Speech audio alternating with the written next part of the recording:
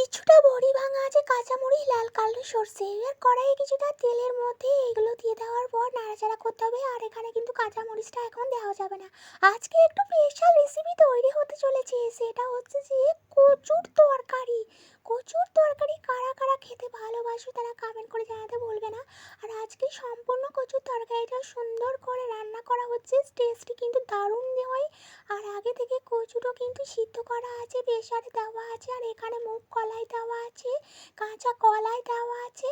এবার সিদ্ধ করে রাখা আগে থেকে ছোট ছোট টুকরো করে কচুগুলো দেওয়া আছে। এবার ঝাল যে যেমন খাবে সেই পরিমাণ কাঁচামরিচ দিয়ে দেবে, হলুদ গুঁড়ো, লবণ গুঁড়ো স্বাদ মতন দিয়ে দিতে হবে। ব্যাস, এবার হচ্ছে নাড়াচাড়া করে নেওয়ার পালা। খুব ইজি পদ্ধতিতে এই রেসিপিটি তৈরি করে খেয়ে দেখো, দারুণ লাগে গরম গরম ভাতের সাথে। কচুর লতি অনেকে খেয়েছে, কিন্তু কচু যদি এইভাবে রান্না করে খাওয়া যায় অমৃত লাগে গরম ভাতের সাথে।